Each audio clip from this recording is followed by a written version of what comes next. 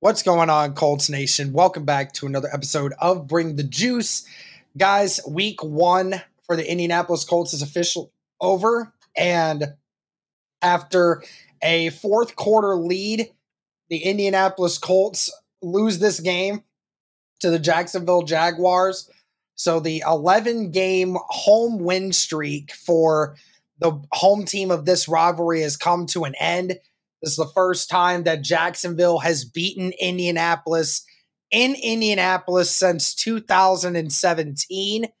And here we are. They lose 31-21. And I did want to get this right out the gate before we go any further with this. I know Anthony Richardson got banged up at the end of that game, but Shane Steichen reported to the media that Anthony Richardson is, in fact, fine. He escaped anything severe, might be a little sore, but at the end of the day, Anthony Richardson is fine and does not have any severe medical problems. So we're all good there. Everyone can take a deep breath on that. But let's go ahead and hop into it here, Cody. I mean, first things first, we got to talk about Anthony Richardson. That's the one thing everyone wants to talk about here. Anthony Richardson, 24 of 37, 223 passing yards, 1 touchdown, 1 interception. Also had 10 carries for 40 yards and a touchdown, and was sacked 4 times today with a QBR of 79. What did you overall think of Anthony Richardson's day? I thought pretty much what we expected, some highs, some lows, some like a little bit of everything. I thought he looked really, really good at times. He had a couple times where he led the Colts on drives, looked very efficient. Then there were times where it felt like he couldn't hit the broadside of a barn. And so, it was just, and that's what we expect from Anthony Richardson, right? It's just, the goalposts and kind of what our view is long-term on Anthony Richardson hasn't changed. That's what we expected. It's like we expected him to have those issues. We expected him to, have some inaccuracies, get off rhythm sometimes, right? And we also expected him to have the high highs, have the big runs, have the passing touch, do those plays off script. And I think we saw exactly what we thought, with Anthony Richardson. And so good to see that he's not too banged up. It was a little bit scary on that one, especially in a game where, it's kind of out of reach at that point. It's like, oh, you hate to see those kind of injuries, especially to your franchise quarterback. But I thought, you saw that with all the rookies. You saw some ups, you saw some downs. And I think Richardson, for the most part, and some people will disagree with this, I was encouraged with what I saw for the most part, knowing that this is just the beginning for him. If that's what week one looks like, and we've said it all along, Derek, right, that we fully expect under Shane Steichen, and this is the hope, that, week one won't look like week 17 or week 14 or whatever it is, Like, it won't look the same. Like, Anthony Richardson will hopefully be a much better player later on in the season than he is here in week number 1. And so I think overall with Richardson, he wasn't great. He had issues. He made a bad throw. He underthrew a guy, turnover that kind of swung the pendulum the other way for Jacksonville, gave them a short field, and then they were able to punch it in and take a 10-point lead, and that's just how the NFL works sometimes with momentum. But, I thought he was leading a good drive back, and it kind of makes you wonder, as they were leading that drive back to close the game. I know they ultimately turned it over when Richardson went out of that game, but it makes you think, like, what the heck? Like, why was that so easy? Why couldn't you have done that the entire game? It seemed like he got into a rhythm and then got out of a rhythm for a while. And certainly I know there were other pieces that definitely didn't help in that department, but I thought overall Richardson looked fine, and I don't really think he was the issue for Indianapolis offensively. I thought he made some plays. He had some moments. I'm not absolving him of blame at all, because he definitely had some boneheaded moments. But overall, I was just fine with what Richardson did on Sunday against Jacksonville. Yeah, I mean, like you said, for this point, I mean, if you're telling me that this is the worst that Anthony Richardson is going to be this year and completing 65% of his passes for 223 yards, a touchdown and an interception, and also having 40 yards on the ground and a touchdown in every game, then I cannot wait to see what end of year Anthony Richardson looks like, because that's going to be a whole hell of a lot better. Like you said, this game, I mean, even went into it at halftime and said that, Anthony Richardson was by far and away the best player on the field for us when we were playing in that first half.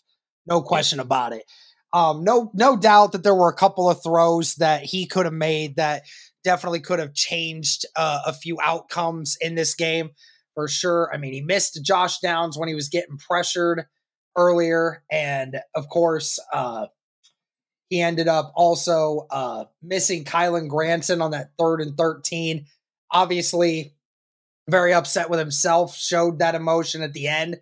But Anthony Richardson, I fully did not expect him to look as good as he did. Yeah, I fully expected Richardson to look a lot worse than what he did, to be completely honest with you. I did not have high expectations of it. And, he was doing well enough that this team had a good chance of winning this game up until the final few minutes. So, I mean, very impressive with Anthony Richardson. He even said after the game, saying how, he's very upset with himself that they didn't win, and said that clearly means I didn't play well enough if we didn't win, and says that, he's more upset with the loss than what his knee's dealing with right now. So, it is what it is. He's a tough dude. He's only going to get better. I thought Shane Steichen had a couple of really great things dialed up for him. But we now go into the part of the team, Cody, that I think we all can agree that it was the rest of the offense that was not on Richardson's level today. Richardson was on the peak level when it came to this offense. Everyone else was just a step below him, or multiple steps. And a lot of that had to do with the rushing attack. Needless to say, here's the final stat. So if you take away Anthony Richardson, the Colts ran the ball 16 times between Deion Jackson, Jake Funk, and Evan Hall. They totaled 25 yards on 16 carries. So you averaged 1.5 yards per carry on the ground today. That will never get you a win. You will never win a football game if you are unable to run the football. Now, I get it that Jonathan Taylor and Zach Moss were not running the football today. That makes a huge difference.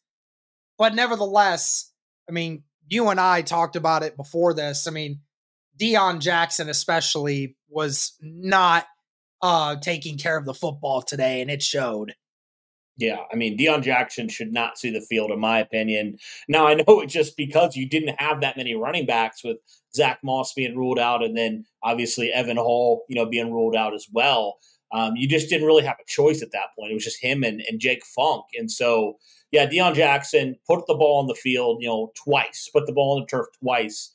And I know the second time it's like, well, it was already going to be a turnover anyway. I don't care. You hold on to that football. Like, that's just bad football right there from Deion Jackson, and drive killers, honestly. And so, yeah, I think the Colts need to look outside of their building for sure. I know they've been monitoring a couple different guys. It's time to pull the trigger, because especially Deion Jackson, he was god-awful. He was the worst player on the offense, and there was no question about that.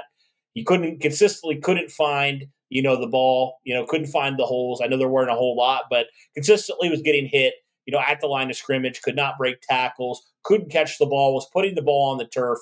And you just don't need a player like that. If he's going to continue to do that, I mean, he was more of a detriment to this offense than an asset. That's for sure. And you can do better than Deion Jackson, to be frank with you. If he's going to put that on the field, that's unacceptable, no matter who you are. And so he certainly didn't do himself any favors in this running back rotation.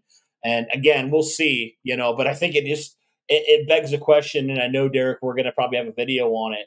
Like, that maybe gives Jonathan Taylor a little bit more leverage, because you look at all the other backs, it wasn't pretty, like you mentioned, at all for Indianapolis. And so, Yeah, the running game was absolutely atrocious all day long, and partly in due, to the running backs, but partly in due to the offensive line, especially that interior, man. I tell you what, for as much as that unit is hyped up in the interior, they were awful today, completely terrible, and it was bad. It was really, really bad for this offensive line, and it's kind of, frankly, it was surprising how bad it was at times. That you could not run the ball. Even Richardson, the 255-pound quarterback, couldn't sneak it on 4th and 1 or 4th and inches. It's so strange how we just can't run the football in Jacksonville anymore.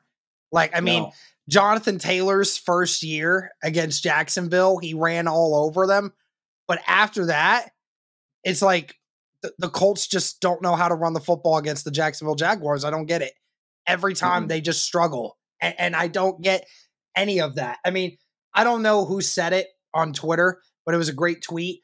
Deion Jackson did more for Jonathan Taylor's contract than Jonathan Taylor did all offseason. Because, they showed you just how much they're actually missing a running back right now. Because clearly there's not a good enough one on our roster to make any kind of impact for what we want to try to do. To be fair, before he was getting injured, I liked what Evan Hall was bringing. But again, you don't know how long he's going to be out now with that injury. Didn't come back, with, I believe it was I don't remember what it was. It was a knee or something like that. They didn't believe it to be an ACL. They claimed it's not that serious, but you're right. Like, we don't know when he's coming back. So now you're stuck with you have until Zach Moss is able to come back, which you hope presumably next week. Then what you have right now is Zach Moss, Deion Jackson, and Jake Funk. Until Evan Hall comes back, probably in a week or two. But until then, that's all you got. And we'll have the video on Jonathan Taylor and the running back situation later on. But, I mean, yeah, you're right. Anthony Richardson sacked 4 times. Granted, it was only for 8 yards. So it's not like they were losing a lot of yardage in the sacks that they were giving up, because Richardson, more times than not, Anthony Richardson was just getting pushed out like a yard or two behind the line of scrimmage when he was trying to escape the pressure. But it's very safe to say they were not elite in this game, and they really weren't even good. And of course, we know with the run blocking, they got no push at all. Never. No. Josh Allen had 3 sacks in this game. Braden Smith was horrendous in this game. Well, I don't know what it is with Braden Smith, but every year when he starts in week 1, he's terrible. And I don't understand why that is, because most of the time he has been a really good offensive tackle, a really good right tackle. So I just don't understand it. I don't understand why he can never come out of the gates playing well. And he's always a liability in week number 1. I mean, we've seen it, Derek, over the years. Like, Braden Smith just gets bullied sometimes. And it's just no reason. And Richardson getting sacked 4 times, he probably should have been sacked about 6 or 7, Derek.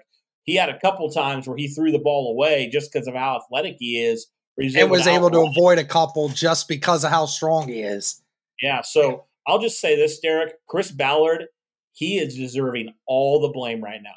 Yep. Chris Ballard deserves all the blame. Doesn't want to address the biggest elephant in the room. Keeps saying everybody knows it except for him. Everybody knows it. Everybody's been saying. You paid Braden Smith. You're paying Braden Smith $18 million a year to do nothing, to get blown up by Josh Allen twice every year and give up 6 sacks. Quentin Nelson's getting paid $20 million and he's not getting a push. Ryan Kelly, who's getting paid $13 million a year to do absolutely nothing. It's so uncharacteristic of what this offensive line once was, to just have this situation keep unfolding. And not even for just the pass coverage, but just the inability to get any push on the front line at all. And unfortunately, it's becoming the norm now, Derek, and that's not good. It's becoming the norm where this offensive line's continuously, they were the bullies at one point, they're getting bullied now. And it's consistent now. And it makes you nervous, because you're like, how much have you invested in this group just for that to be the result?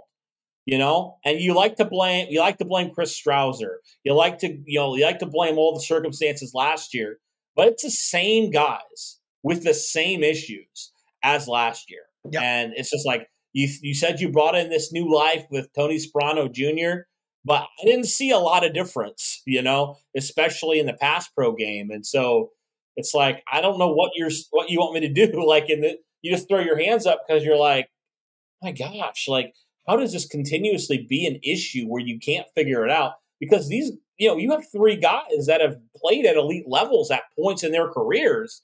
And you're just like, why do they continue to struggle? Like, they have talent. So what is the issue? Why does this continue to be a thing where it's like they just almost are playing like, like they're not playing like the alphas out there? It's like they come in, they are the nail, not the hammer, to take an old football cliche. You always talk about be the hammer, not the nail. They're the nail a lot of times. And I don't understand it. I just don't get it. And you thought that Tony Sparano was going to bring it in. And, so far through 1 week, it's very apparent it's not fixed. It's not fixed. And again, they have a chance to bounce back. But Chris Ballard deserves it all. Like, give him all the blame because he was out there saying, we like the unit we had. He had multiple chances in free agency, in the draft, to upgrade, and he just chose to not do it. Yep. It's not for a lack of money. Like, they have money to pay guys. Yep. But it's just, again, Derek, his biggest flaw continues to kill this team. It's his stubbornness and his, honestly, loyalty to a fault to certain players. Mm-hmm.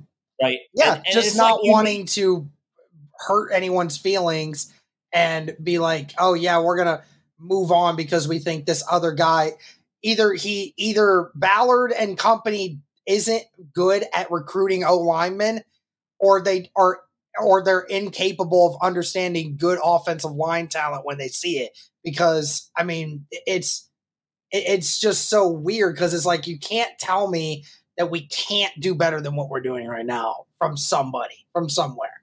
But right. And it's like blind faith in players that really haven't proven recently, and that was his flaw last year with Matt Pryor and Danny Pinter. It continues to be an issue. And it's like he had multiple chances. Like, it's not like he had no, ways to upgrade. I mean, we were saying it for goodness knows how long. Dalton Risner is still out there. All these guys are still out there. You can draft a guy.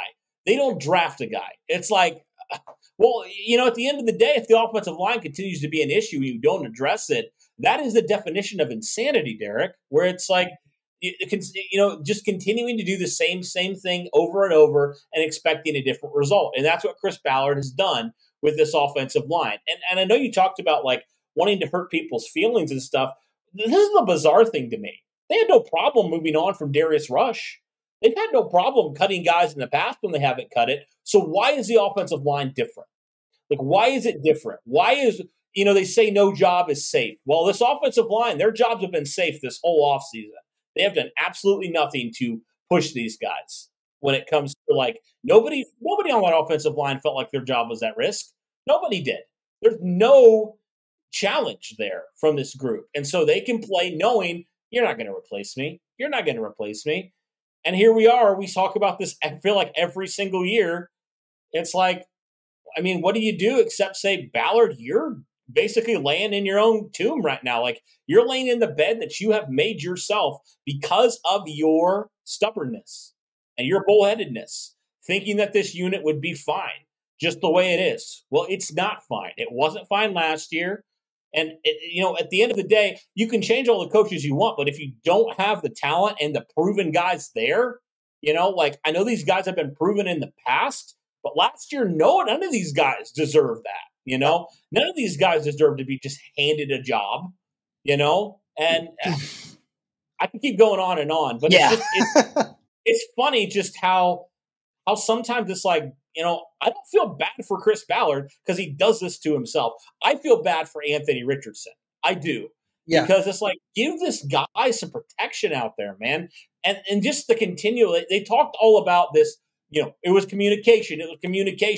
Well, that wasn't, there was some miscommunication, but that was physical, Derek. They got out muscled today. Yeah. They got beat up on that offensive line. They did. They absolutely did. And it seems to happen every time against Jacksonville. I don't understand it, but Jacksonville just always seems to have our number with it. But maybe Jacksonville's just defensive line is just that elite. But whatever. We move on from just that to one of the more frustrating parts for me as well was this wide receiver group. So Michael Pittman finished out the game with 8 catches for 97 yards and a touchdown, catching Anthony Richardson's first touchdown pass of his career on that 39-yard screen. Kylan Granson, 4 catches for 39 yards today. Josh Downs, 3 catches for 30 yards. Drew Ogletree had 1 catch for 20 yards, in which I think he was taken out of the game for the whole time because I don't know if I saw him again after that because he got hit in the head by their safety. Deion Jackson also had 5 catches for 14 yards. So here's the thing, Cody. So I look at all these numbers, but I have to look at it in context. Michael Pittman, all 8 of those catches came in the second half. None of them were in the first half when we really could have used some offense. And then Kylan Granson, I mean, they didn't get him as involved later in the game as I would have liked. Obviously, Richardson missed that one pass to Kylan Granson, which would have been a 20-yard gain if he would have hit him there. Josh Downs, outside of the first 2 drives, Cody, Josh Downs did not get involved at all in the game. And Alec Pierce, where the heck was Alec Pierce all game? They never attempted to throw it to him deep. I don't know if it's just because he's not open or if it's because the offensive line wasn't protecting enough to be able to do that, or if Anthony Richardson just didn't want to throw it deep because he was afraid of making a mistake. I don't know what's going on, and then I also look at the guy on the last bit here for the ESPN was Mo Alley-Cox, who had 2 targets in this game, but yet I just don't understand in any way, shape, or form how Mo Alley-Cox continues to be utilized in this offense in no way, shape, or form, but yet you want to inactivate Will Mallory for no other purpose other than just saying Mo Alley-Cox is getting paid. But like, it just, for the wide receiver, like just in general today was so spotty. And I have no idea whether or not who's more to blame for it. I mean, I'd imagine it's probably a good combination of everything. Richardson not making some of the throws, wide receivers not getting open, guys not making plays. You know, it's so spotty. Like, Pittman had 4 catches on that one drive to start the second half, and outside of that, he was nowhere to be found. Josh Downs, outside of the first 2 drives, nowhere to be found. Alec Pierce, nowhere to be found. Isaiah McKenzie never got a target. It's like, how is Anthony Richardson supposed to continue to get better if your guys aren't getting involved in the game plan? How is that? I don't understand how that happens. Yeah, I don't understand like going away from certain guys because it's not like these receivers, they were making plays, like Pittman made a play on a screen pass, took it to the house. He had a couple nice catches. Josh Downs looked really good early. And I don't think it was a lack of like these guys weren't open. You just didn't target them, and it was really confusing what was going on. Now, I think you're right. I think it was partly the offensive line and partly to, Richardson just had some inaccurate throws as well. You couldn't get into a rhythm at times, couldn't run the ball. It just, all that crap that happened. And it really didn't allow you to, get into a rhythm. But you still, you're like, what is going on? Like, why are these guys like, all of a sudden they're like the focal point of the offense, and then all of a sudden they're just not anymore? I don't know. It's kind of a little bit confusing. I felt like the Colts got very conservative, and they shouldn't have. They were very, very, trying to still establish the run when they're down to their 4th-string running back at that point is just like, I don't know. I just felt like you needed to kind of get more aggressive. And you saw, Derek, I know you didn't see it because you had to take off, but like at the end of the game, Like, they marched right down the field when they started throwing it to those guys again, to Pittman, to Downs, to Granson. Like, they started moving the ball down the field. And I'm like, why did it take this long for you to start getting into that rhythm again? Like, why were you trying to run the ball on first and second down and going into third and longs and then not giving yourself an opportunity to continue moving on the drive? Like, when they started throwing those short to intermediate routes, and getting 5-6 yards a pop, like, they moved it right down the field. And I think if Richardson hadn't have gotten hurt on that scramble play, they probably would have scored there, Derek. And so it was just really confusing why they went away from some of the things that they did well.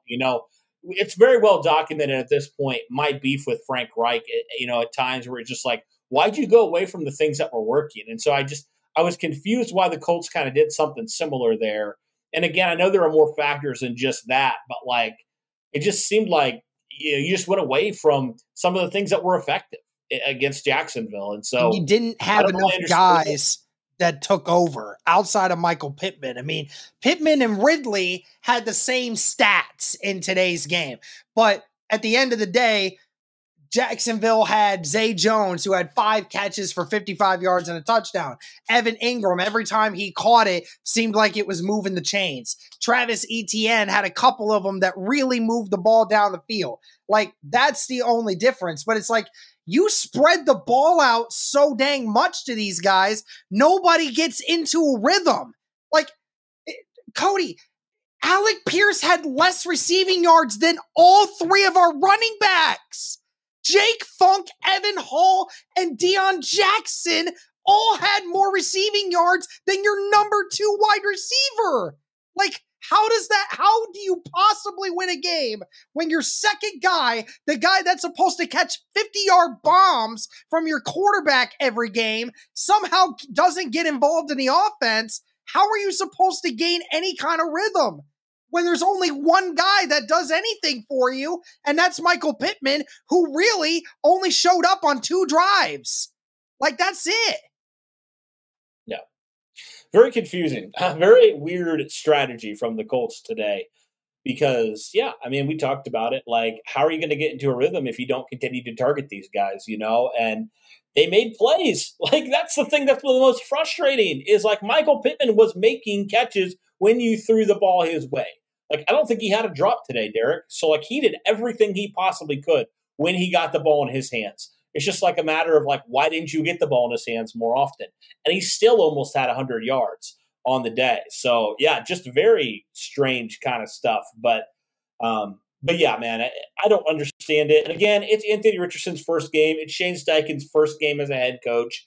Not absolving them because I think they definitely were part of the issue. But, I'm hoping that they take this and they learn from it because this is really their first ever time, together, in an actual NFL setting. So didn't love it. Want to see guys like Alec Pierce getting more involved. Want to see more of these, receivers getting more consistent reps there. But yeah, the Colts were definitely out of balance today when it came to running and throwing the football, and definitely wasn't great.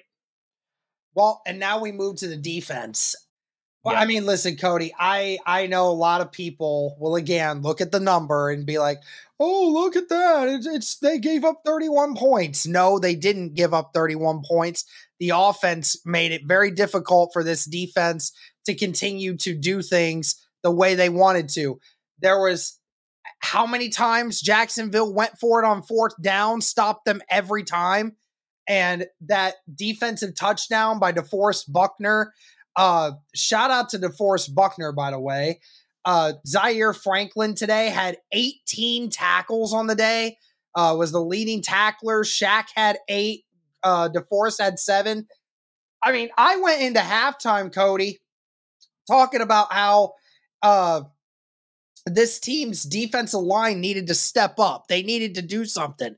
And sure enough, I said that the whole second half, the defensive line dominated. I mean, they were dominant up front.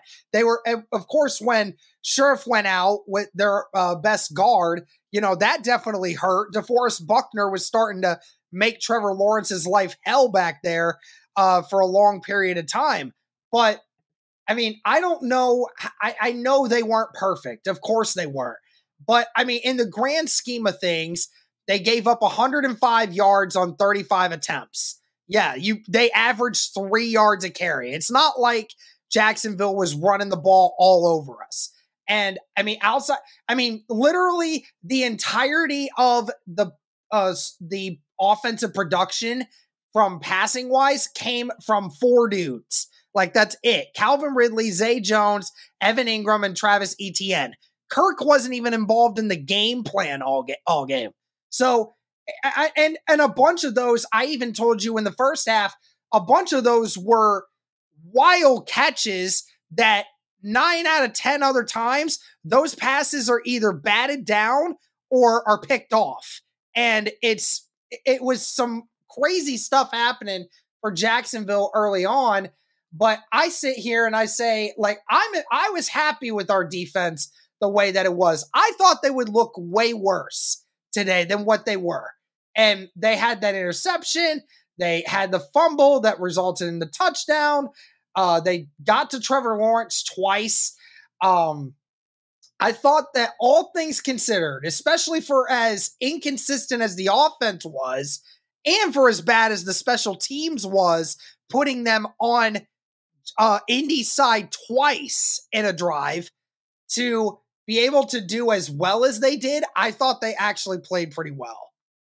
Yep, for the most part. Again, Etienne had that like 26-yard run at the end of it, but before that, I mean, he averaged 4.3. So you take that out, is under 4 yards a carry. I thought Indianapolis did a good job outside of that. Last play there for Etienne of containing him. And I mean, I felt like they definitely stepped it up. They had multiple times in short yardage. It was crazy. It's like the defense and the offensive line completely different. Yeah. Like the offensive line for the Colts was so bad in short yardage. The defensive line was fantastic for the most part in short yardage situations. And so, I mean, I felt like the defensive line, first quarter, first half, they had a couple times where they were kind of inconsistent, and that allowed Lawrence to scramble out, throw, some nice passes and stuff. But felt like that defensive line really stepped it up. I mean, really all the defensive linemen I thought played well. Kwity Paye had a sack and a couple tackles for loss. Samson Mabukum had a nice tackle for loss, was in on a sack as well. We already know DeForest Buckner had the strip, and then also he had the recovery for the touchdown. And then Grover Stewart, I thought, just continues to dominate in the interior. So I felt like the defensive line as a whole played pretty well. It was pretty encouraging to see how they looked, and hopefully they can continue to do that moving forward. Felt like the linebackers played pretty well. Shaq was okay. He had like 8 tackles on the day. It wasn't spectacular, but he was all right. I mean, the big thing for him, I think, is just getting back on the field and getting live reps, right? So Shaq was on there. Obviously, Zaire was fantastic. The cornerbacks had some issues, but I felt like for the most part, they held up pretty well. Darrell Baker was probably the one that had a little bit more of the issues, but again, he was the one guarding Ridley for a while, and then they put Kenny Moore on him, and that kind of seemed to silence him a little bit more. I mean, really, Derek, you look at Calvin Ridley in the first half, he nearly had 100 yards. He only finished with 101 the whole rest of the game. So, I mean, Kenny Moore did a great job on him in the second half, and so felt like this defense, for the most part, is very similar to what we saw last year, Derek, in a lot of ways with this defense. Is like the defense played well enough to win, right? But they just got worn down at the end because the offense couldn't do anything, and the offense consistently was putting them in bad positions, and eventually it's going to collapse. It's going to happen. And so I felt like the defense played more than well enough to win this game. They had multiple times where they gave the offense. Gosh, I think of even like 2 drives specifically, Derek, where they gave the Colts great field position, and the Colts just did not capitalize at all on offense. So I thought the defense did pretty much all it could do, given the circumstances, also considering how good of an offense Jacksonville is. I felt like the defense played, honestly, above expectations in a lot of ways. So hopefully they keep that energy going into Houston. And if they do, I think they have a great chance again to really disrupt C.J. Stroud next week. Yep. And last thing we can talk about here, and that is the special teams. I mean, Cody, it was bad. Rigoberto Sanchez did not look good. I don't know if he was hurt in that game, and that was the best he could do. But he was averaging 41.5 yards a punt That's not normal for what Rigoberto Sanchez is typically capable of doing. And we saw the one return at the end. Sanchez pins him inside the 5, and then somehow, some way, everyone forgot to contain Agnew, and Agnew takes it from the 5-yard line all the way in to the 43-yard line of Indy, which set up the touchdown, which gave Jacksonville the lead. So thanks, special teams, for ruining the defense's chances. And second of all, why the heck is Mo Alley Cox on the punt team? I have no idea what that's about, but that is probably the stupidest decision that anyone could ever make in the history of the world, is to allow the slowest tight end on the field to be on the punt team. But at the end of the day, I mean, that cost us a lot of points, Cody, and that's going to be very concerning that if Sanchez can't kick a punt over 50 yards, and if we're at a situation where our punt coverage can't stop anyone from getting to their side of the field. Yep, exactly. Special teams didn't do great. And here's another thing, Derek. I don't know what your thoughts were, but why'd you sign Matt Gay to that massive deal if you're not going to use him? You had multiple times where you could have kicked 3 points and you just decided not to for whatever reason. Like, I understand trusting your players and doing it sometimes. There were times where I'm like, you should have just probably kicked that field goal, taken the points, man. I mean, it was that close of a game, right, where points were at a premium, And so I just felt like you probably should have done that. We didn't even get to see Matt Gay attempt a field goal today. But, yeah, Rigo just was not himself today. And so hopefully it was just a bad game. He can get it out of the system and he can be back to the player he was. But it is a little bit concerning because, if he's going to go out there and do that every week, it's like, oh, boy, might have a little bit of an issue here at punter. So hopefully it's nothing. Hopefully it was just a bad game. And he still had a couple nice punts. It was just he had a couple that you're like, what was that? That wasn't what we're usually used to. So, special teams not great today for Indianapolis, and definitely I think was a big factor into the big swing that happened from Indianapolis being up 3 to down 10 and like that, and that was a big reason why was the big special teams return from Agnew. I think it kind of pumped some life into Jacksonville, and they were able to go do that. So, yeah, special teams got to be better moving forward. Wasn't great, and hopefully Brian Mason's group can regroup against Houston, and it can be a better outing. Yep, absolutely. But that's going to do it for this one, guys. Let us know your thoughts on the Colts' loss to the Jacksonville Jaguars. Again, let us know your thoughts. Thank you guys so much for all the support in the live stream. Greatly appreciated. And as always, guys, go Colts.